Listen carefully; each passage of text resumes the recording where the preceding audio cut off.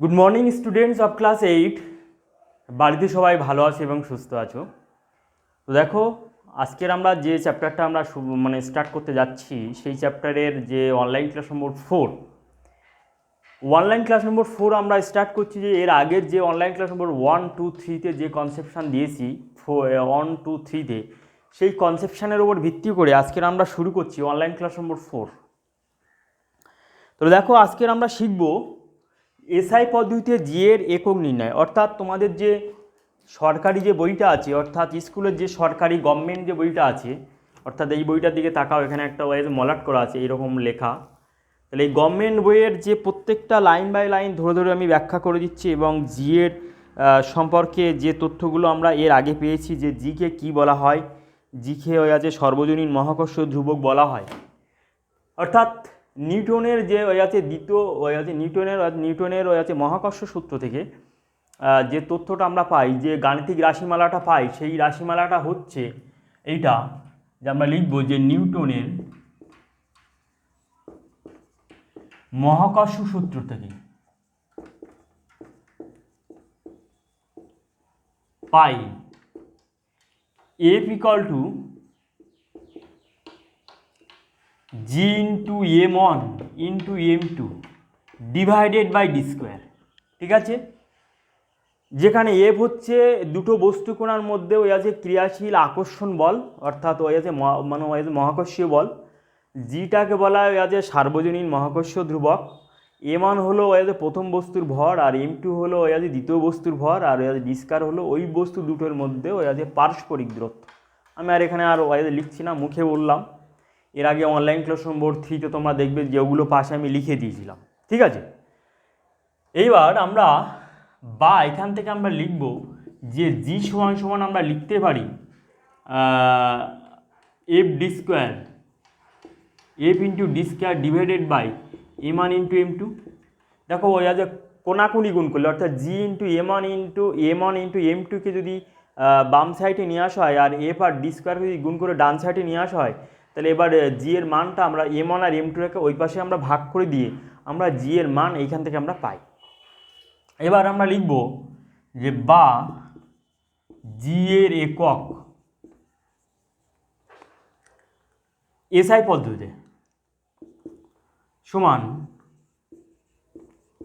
বলের একক ইন্টু দূরত্বের একক, তাই না, এর স্কোয়ার ডিভাইডেড বাই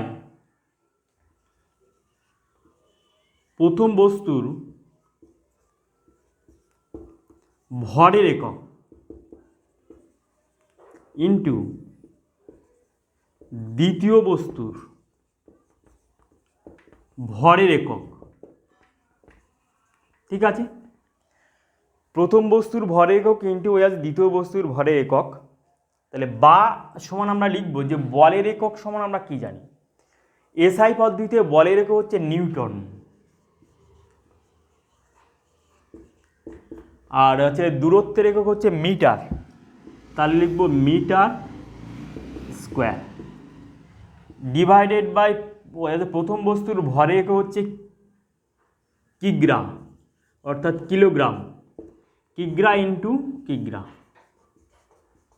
ঠিক আছে, এরপরে লিখব, এর পরের লাইনে লিখব যে newton into metre to the power 2 square by কিগ্রা টু দি পাওয়ার 2। অর্থাৎ এইভাবে আমরা এসআই পদ্ধতিতে জি এর একক আমরা বুঝতে পারলে সবাই। তাহলে দেখো, এই রাশিটাকে আবার এইভাবে লিখতে পারি যে newton into metre to the power 2, অর্থাৎ আর ইন্টু কিগ্রা টু দি পাওয়ার -2। অর্থাৎ এই কিগ্রার মাথায় 2 আছে, এই কিগ্রার মাথায় 2 আছে এখানে, এই 2টাকে উপরে তুললে হবে two the power -2।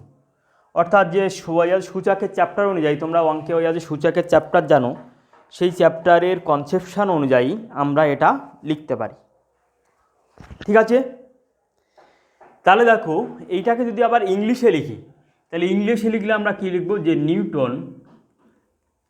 Newton dot metre to the power 2 dot কিগ্রা, অর্থাৎ কেজি টু দি পাওয়ার -2। ঠিক আছে, তাহলে এই রকম পদ্ধতিতে আমরা এসআই পদ্ধতিতে জি এর একক আমরা নির্ণয় করতে পারি। আর একটা বিকল্প পদ্ধতি আছে, সেটা দেখো। তাহলে দেখো এসআই পদ্ধতিতে মহাকর্ষীয় ধ্রুবক জি এর একক নির্ণয়, এটা হচ্ছে বিকল্প পদ্ধতি। বিকল্প পদ্ধতি হচ্ছে, তাহলে অতএব জি এর একক সমান বলের একক ইন্টু দূরত্বের একক এর স্কোয়ার ডিভাইডেড বাই ভরের একক ইন্টু ভরের একক। ঠিক আছে, তাহলে এটা হচ্ছে ওই আছে প্রথম বস্তুর ভর, আর এটা হচ্ছে ওই আছে দ্বিতীয় বস্তুর ভর। তাহলে বলের একক সমান আমরা জানি যে নিউটন, আর হচ্ছে দূরত্বের একক হচ্ছে মিটার এসআই পদ্ধতিতে, তার স্কোয়ার ভরের একক হচ্ছে কিগ্রা এসআই পদ্ধতিতে ইন্টু কিগ্রা। ঠিক আছে, এবার দেখো যে 1 নিউটন সমান আমরা কত জানি। 1 নিউটন সমান আমরা কত জানি,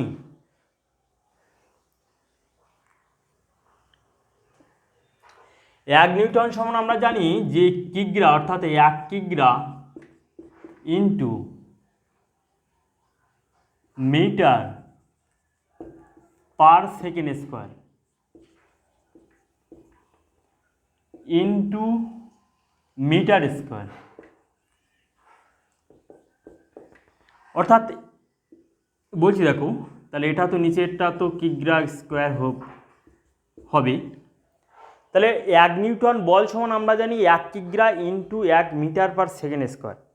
ঠিক আছে, তাহলে নিউটনের সংজ্ঞা অবশ্যই তোমরা জানো যে 1 কিগ্রা ভরের কোনো বস্তুর ওপর যে বল প্রয়োগ করলে ওই বস্তুটির মধ্যে 1 মিটার পার সেকেন্ড স্কোয়ার, অর্থাৎ এই যে টোটাল রাশিটা 1 মিটার পার সেকেন্ড স্কোয়ার ত্বরণ সৃষ্টি হয়, সেই বলকে বলা হয় 1 Newton.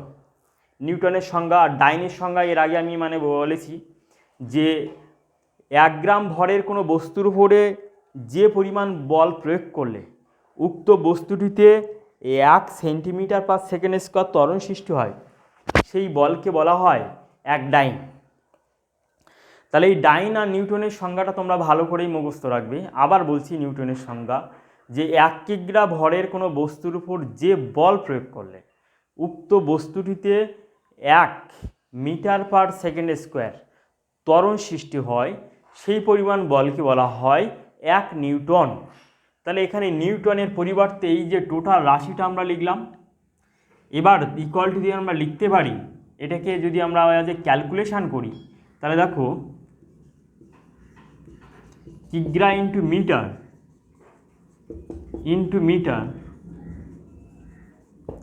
Metre square divided by কিগ্রা স্কোয়ার ইন্টু সেকেন্ড স্কোয়ার। ঠিক আছে, অর্থাৎ লবের পার্টগুলো গুণ করে দিয়ে এখানে এই হরের পার্টগুলো গুণ করে দিলাম, অর্থাৎ যেমনভাবে অঙ্কের ক্যালকুলেশন করে সেই একই রকম পদ্ধতি। তাহলে এখানে দেখো এই মিটার আর এই মিটার এখানে 2 আছে, এখানে কোনো সংখ্যা নেই, মানে এখানে মাথায় 1 আছে, তাহলে 2 রেখে 3, তাহলে আমরা লিখতে পারবো metre to the power 3 divided by, এখানে দেখো এখানে 2খানা কিগ্রা আছে, এখানে 1খানা কিগ্রা আছে, তাহলে এই কিগ্রা আর এই কিগ্রা যদি কেটে যায় তাহলে নিচে একটা হরে একটা কিগ্রা থাকবে, তাহলে আমরা লিখতে পারি কিগ্রা ইন্টু সেকেন্ড স্কোয়ার। ঠিক আছে, তাহলে এই যে টোটাল টার্মটা হচ্ছে এসআই পদ্ধতিতে জি এর, অর্থাৎ মহাকর্ষীয় ধ্রুবক জি এর একক হচ্ছে বলবে যে মিটার কিউ ডিভাইডেড বাই কিগ্রা ইন্টু সেকেন্ড স্কোয়ার। এর আগের পদ্ধতিতে আমরা যে ফার্স্টে যে পদ্ধতিতে জি এর একক আমরা নির্ণয় করলাম, এটা হচ্ছে জি এর একটা বিকল্প একক। এটাকে আবার এইরকমভাবে লেখা যায়, মিটার কিউ ডট কিগ্রা to the power -1 dot second to the power -2। ইংলিশে লিখলে কী হবে, metre to the power 3 dot K G to the power -1 dot second to the power -2।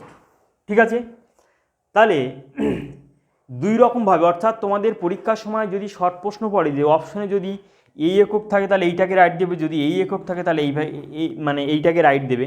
ঠিক আছে, এবং আগের পদ্ধতিতে যেভাবে আমরা জি এর একক নির্ণয় করলাম সেইভাবে যদি থাকে তাহলে সেইভাবে সেই প্রশ্নটা আনসার করবে। ঠিক আছে, তাহলে এবার আমরা দেখলাম যে সিজিএস পদ্ধতিতে জি এর একক নির্ণয়, আর সিজিএস পদ্ধতিতে এই মানে এসআই পদ্ধতিতে জি এর একক আমরা নির্ণয় করলাম। এবার হচ্ছে এসআই পদ্ধতিতে জি এর মান, এসআই পদ্ধতিতে জি এর মান সমান মানে কত হবে এটা আমরা দেখব। তাহলে দেখো এসআই পদ্ধতিতে জি এর মান আমরা এই মানটাকে আমরা মুখস্থ রাখবো যে 6.675 ডিভাইডেড বাই 10 টু দি পাওয়ার 11। অর্থাৎ তোমাদের টেক্সট বুকে এই 5টা দেওয়া নেই, 6.67 পর্যন্ত দেওয়া আছে।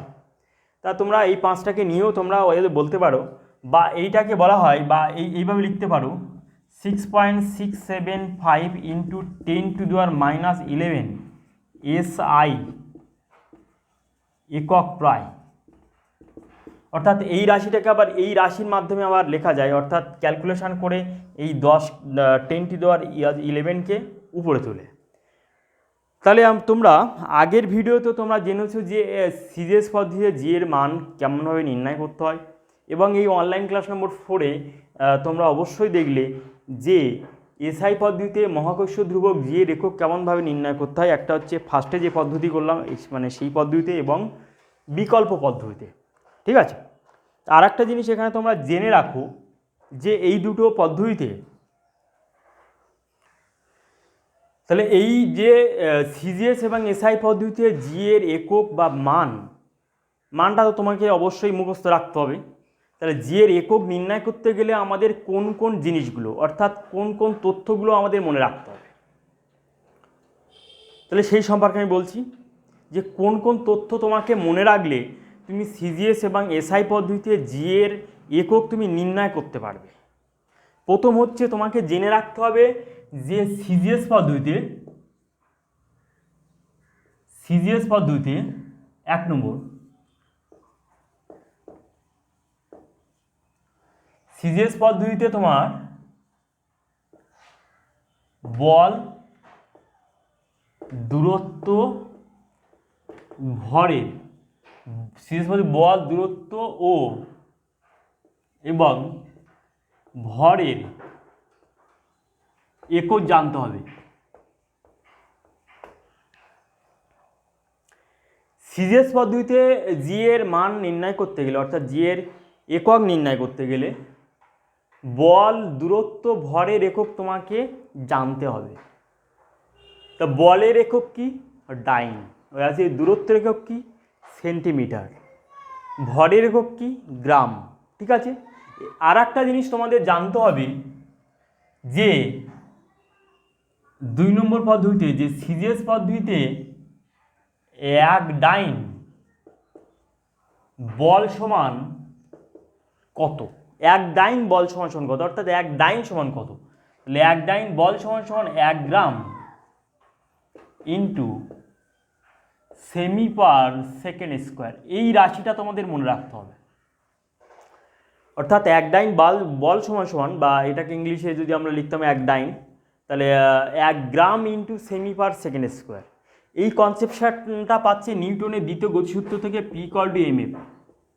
এই পিটা হচ্ছে এই 1 ডাইন বল, এমটা হচ্ছে এই 1 গ্রাম ভর, আর এফটা হচ্ছে এই ত্বরণ। ঠিক আছে, ত্বরণ কাকে বলে, ত্বরণের সংজ্ঞাটা আমি একটু বলি যে কোনো বস্তুর ক্রমবর্ধমান বেগ বৃদ্ধির হারকে বলা হয় ওই বস্তুর ত্বরণ। ঠিক আছে, যে কোনো বস্তুর বেগ যদি ক্রমশ বৃদ্ধি পায় সেই বেগ বৃদ্ধির হারকে, ঠিক আছে। তা বেগ বৃদ্ধির হার বলতে কি, বেগ মানে আমরা কি জানি যে v/s/t, কোনো বস্তু মানে ওই যে সরণের হারকে বেগ বলে। আবার ত্বরণটা সমান আমরা জানি যে বেগ বৃদ্ধির হার v/t, অর্থাৎ কোনো বস্তুর যদি প্রাথমিক বেগ যদি v1 এবং অন্তিম বেগ যদি v2 হয়,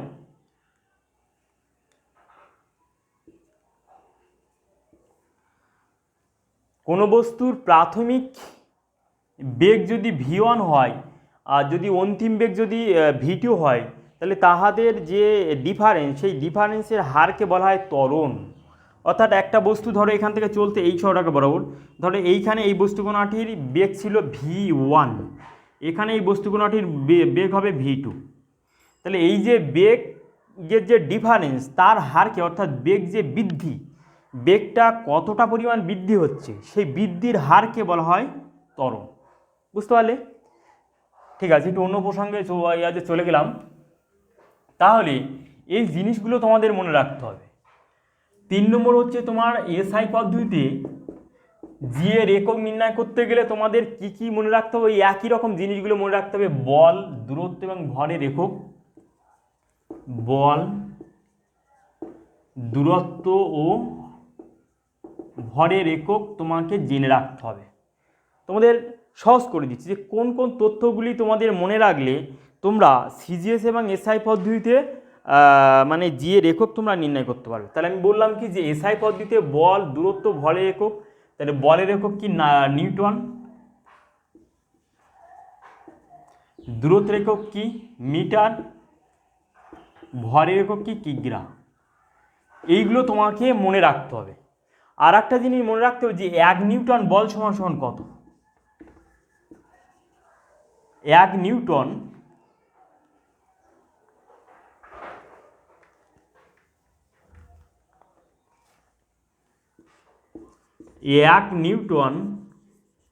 সমান 1 কিগ্রা ইন্টু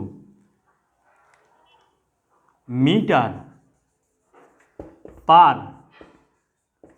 সেকেন্ড স্কোয়ার। অর্থাৎ এই রাশিটা তোমাকে মনে রাখতে হবে। আগের বার যেমন আমরা বলেছিলাম যে 1 ডাইন সমান সমান বলেছিলাম 1 গ্রাম ইন্টু সেমি পার সেকেন্ড স্কোয়ার, একই রকমভাবে নিউটন।